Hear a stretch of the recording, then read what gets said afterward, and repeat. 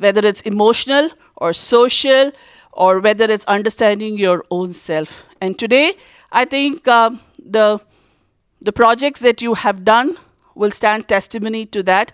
And again, the 20 projects that comes alive today is probably those projects where the children have done a lot of thinking for themselves. And as always said, there's no shortcut to success. I can sit down and say that I've helped my mother to wash dishes, and that's a socially relevant project, and expect the EQ facilitators to accept it, which I don't think, I will not accept it. But there are also some people who have worked towards, projects, whether it's environmental projects or whether it's socially relevant projects, or, it be something that's close to our heart. I mean, you might be you might have a passion for environment and thus taken up projects that are related to environment. You might have projects that you have taken up today that's more relevant to something that's very close to your heart. But whatever it is, we sincerely hope that you've done it with all sincerity. And at this point of time, I would, thank Dr. Sampath and Kalpana. And incidentally,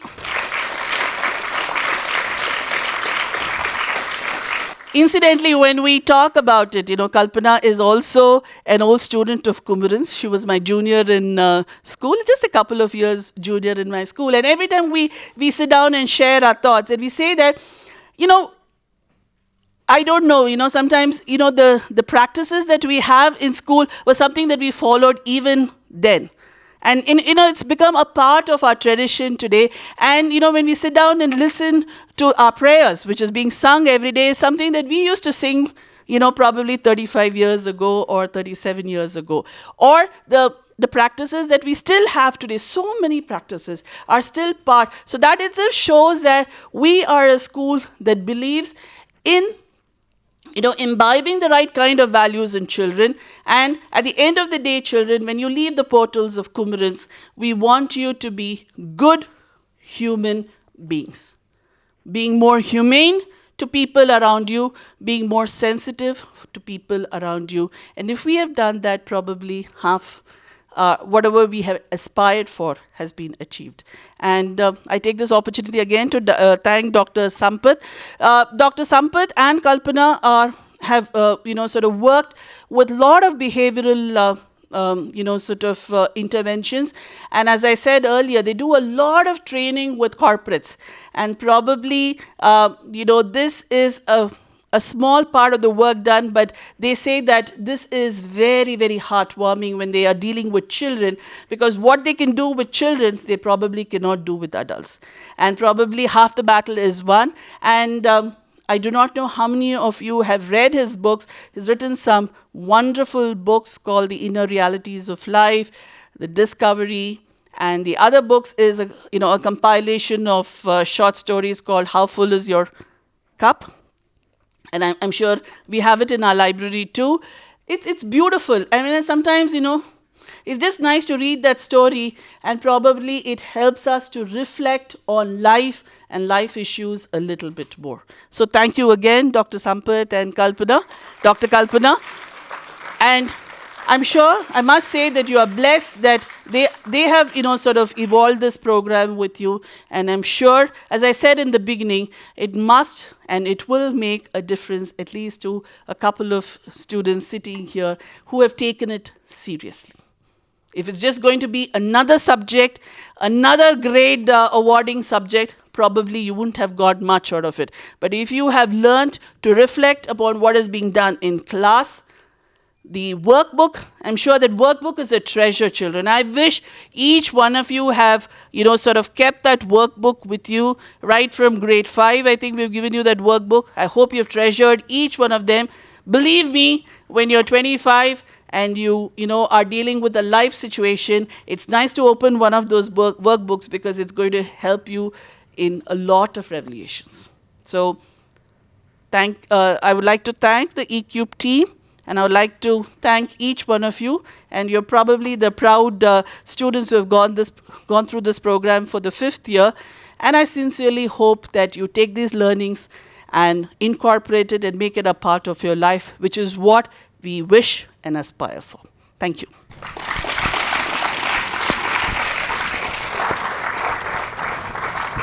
EFIL came in much later than Arpita. If you see, we were working with the corporates for almost 15 years. And every time we work with the corporates, there would be somebody who will say, I wish I got this when I was young, or I wish I got this when I was in school. My whole life would have changed. And many a time they also used to ask us whether we have any workshops for children, and whether we would be doing something for the teenagers. Or some of them used to say that I'm not able to talk to my children. They don't talk to me now. So can you help us out? So when we were looking at all these things, and we were almost 15 years into corporate training and working with adults, there came a question, what next? And at that time, one of the things that we thought of is it's very important for us to go and look at how do we reach out to the next generation, who would be the adults, in future. So that, in fact, I used to say that when we are working with adult education, we are doing a lot of repair work, and we wouldn't want to do something like that. Rather, we would like to do more of formulating work, and this was something like that. That was when we decided to come into education sector. And EFIL is very broad. It's eCube is one of the programs of EFIL. And EFIL has also been working at the grassroots level with a collaboration with Azim Premji Foundation, Sarva Shikshana Abhiyan, and Government of Karnataka. It has also been engaged in World Bank projects where it has been working with the education officers and looking at not just the dissemination of the life education part, but also on school leadership development processes in the education leadership management area. And EFIL is more for me, as a director of EFIL, I've always felt that we are like one big family, extremely committed and dedicated to see a world which is very different. And we are also the kind of people, see, eCube classes cannot be done if you don't have the passion. That's an expectation for me from the faculty who comes, that they believe in what they are saying. And if they don't believe, the children won't really get it. And you speak from the heart, you just don't speak from the head, So there has to be a perfect alignment between, the ability to practice what you preach and to see it in one's own life. So many a time what has happened is, when we are doing these kind of EQ programs, I feel my faculty has grown very much in the last 5 years. So the faculty maturity levels have truly increased. And that is how we did formulate teacher development programs. It's called a maturity model. And we have also done heads and we have also done institution leaders development program, and we are also working with how to support a school to be able to evolve in its evolutionary spaces, evolve and grow in its maturity to be in a different space altogether. We have also worked extensively with some products, like the EDC made us reach out to, I think, many schools and the government schools in the area of life education, where we did a 10 series of Shravya Sanchike, that is audio programs for the government school children. We were also engaged quite a bit in working on leadership development modules for the madrasa leaders, school leaders, and the headmistresses and principals of several schools. We do feel that if a single headmistress or the principal of a school moves, the entire school moves, the perspective moves. So what we are looking at is more at a perspective shift, and what we are also looking at is how do we convert all the knowledge that most of them have into insights and wisdom. And even when we are working with children, that's what we are focusing on. We are focusing on the seed that will go into them, which will later on perhaps sprout and give us strong individuals in the entire, in India and other places. And what the world truly requires is more humane, more strong, people who live out of conviction and not out of comparison, and children who are willing to respond rather than react to a situation. Those people who are able to work with their beliefs and understand the belief formation and be able to be more nurturing to the entire world rather than depleting the world of all the good that it has got, add to it. So this is our main aim in the EQ program, and this 5 years has been a very wonderful journey. It has been for me a very good longitudinal study. We are now going to do a research using the questionnaires, as well as looking at the perspective shifts from the field. We are also doing a comparative study between the children who have not gone through EQ program, who are in 10th grade, as much as the children who have gone through EQ program. So the findings of this particular research is going to give us a complete understanding on what is a perspective shift and an impact that has been created in the minds of the youngsters. That is going to be very exciting for me, and this is a life for most of us, and it's never been like we are working.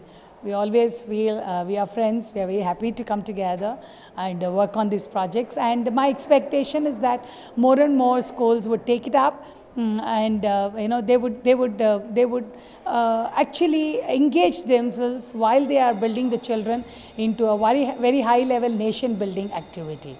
That is what I think eCube is all about. It's for the future of the nation that we are working, and that's what we are expecting. And we expect from the schools, usually we expect a high level of dedication and commitment from the principal. We do expect a high level of systematic way of going about the classes, and evaluations at the right time, and enough space and time for children to think and reflect and work on the assignments, because there's a lot of freedom in the assignments that we are giving them. And there's a lot of learning and a takeaway that they can have from the assignments that they do, and that is an expectation from us. And we do expect that we work as a part of the school, because eCube can't be just in one class, it's spread over all the other classes. So we have a large expectation out of that.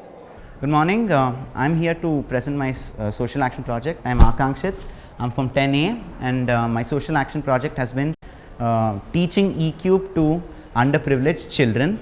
So next. So basically the intention of the project was to give back to society. I was already teaching in that school, and also I went to Kalpana ma'am with the idea of teaching, and she gave me the idea of eCube. So basically teach the underprivileged children good values so that it may help them in life, and also so that they are children of construction laborers, so they will be going around, so it might help them. They might be, and they are the future citizens, so it will also help them. Next one. The approach was basically I had the idea, and I went to Kalpana ma'am and got it approved. Then I approached GMR Foundation. So what happened, so I put forth my topic to them, and they gave me their full support. One of their members, Mrs. Bharti Girish, she also came along with me to help me do the project. So we got in, the school's name is Nehru 10 School, and it's located in Bilekalhalli on the Banerghatta road. It's next to a construction site. So we went there. Then after that, after we went there, I got the material translated to Kannada, and Anuradha ma'am sent it to me. And then I myself sat and went through the whole thing, and then selected certain pages which will be appropriate for them, so that they can fill it up easily. And Anuradha ma'am also taught me how to teach eCube to these children, and also a list of emotions and their translation in Kannada, and most of it she taught me how to teach, and basically I was able to understand how she teaches in the class. Then after that we went on, as you can see in the picture, I'm teaching with that's Bharti Girish, she is also helping me. We had a little trouble with the vernacular language because I don't know how to read and write Kannada, so I needed a little help. And there's the tree, the in 5th standard book. So we had them fill up that, and with the emotions with list which we had, we discussed with each one of them and the experiences they had in life.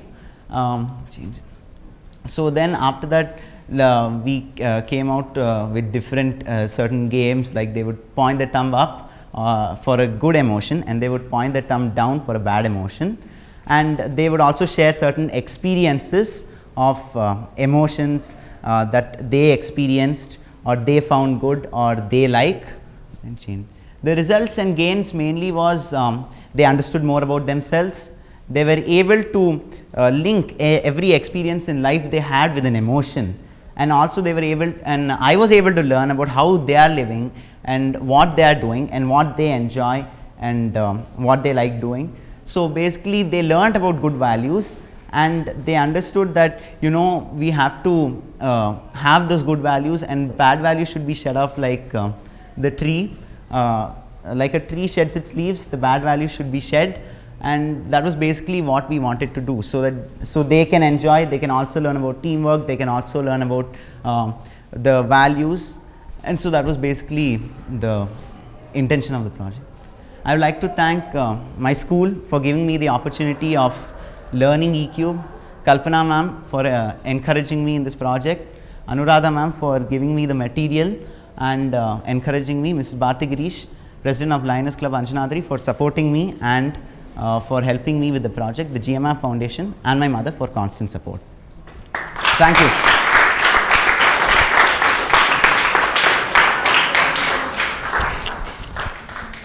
There are different stages in life, and that each is an experience, and how you take the experience defines who you are and what you are doing. Even if you understand what all emotions are within you, you should also understand what the other person is also feeling. So in both views, if you act in any situation, it really helps you out, and you should take everything, you know, sportingly, and everything, and all emotions are equally important in life.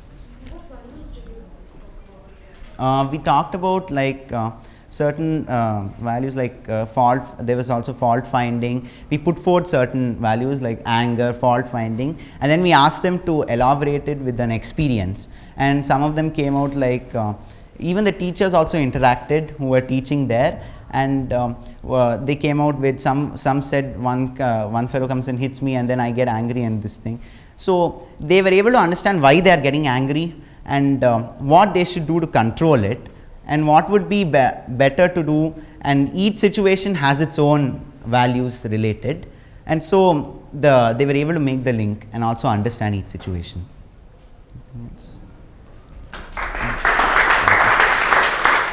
My project I chose was why do the elderly people feel lonely or distressed kind of thing. It's a little bit different than what the others did. They went out of their houses, they researched upon different institutions that came up with blind people and orphan, but I have a grandmother, aged grandmother at my house. I look after her every day, look after Mane. I kind of do the daily chores or help her in what she does in the kitchen or the bedroom. So I was fascinated by this. I have been doing this right from the time I know, like from first, second. That time she was able to manage all the things herself, but right now she's 78 and needs some help. My parents are always busy. They are always out of the house because both of them work, come back only at 7 o'clock. She doesn't really have anyone to talk or share her feelings with, so she usually comes to me for all this stuff. And I've never really thought it was boring with her, because most of the children I know, or at my level, I feel that they think their grandparents don't know much, but the reality is they know much better than what we know at this era. I mean, they have been practicing so many things right from their childhood to now, and all her experiences are fascinating, just fascinating. For example, she still knows what we call hyperlink in computer. I can say she's a hyperlink as a human form. I'll be watching a movie, say a Krishna movie, animated movie on the TV, and she talks about how she used to participate in the Krishnastami celebrations and other Krishna pujas that happened in her village. She comes from a very well-off family, but has only studied till 6th standard. Though studying till 6th standard and losing her husband at a very young age of 48, 49. My father was not employed at that time, but she still managed without knowing Kannada, without knowing any other language. She managed only with my father without having his job. So I have to think she's really great. Her management for money, her thinking capacity is far beyond what I think mine is. So I conclude by telling what we as children can do for them. First of all, we have to encourage them. That is, we should make them feel as if they are a part of the family. They are counted as a family. They are losing majorly on that. They think they are not part of the family, very insecure, and all that stuff kind of thing. Sometimes even I feel that, but she's always there. I always talk to her about my personal opinions. She tells me about her personal opinions. We have a very closed bond between us. And the thing that I have learned from this project is managing different attitudes in people, relationship, the aspects of relationship, how we can be better friends to friends, how we can be better children to our parents, how we can be better grandchildren to our grandparents, and that kind of social behavior. So I've learnt a lot of these team management and all these skills from her. Thank you. Good morning, my name is Deepika, and for my SAP project I chose to work with blind students. I went to Sri Ramana Maharshi Academy for the Blind for 2 weeks, and in those 2 weeks they had their exams, so I helped them prepare for their exams, and I really liked this experience. Like, I learned a lot from them. The students are all very enthusiastic and excited to learn more than us, and I think we should be that way too. Like, for a bright future, we need to have like a solid academic. Just need solid academics. So that's why I wanted to help them, and I think we should.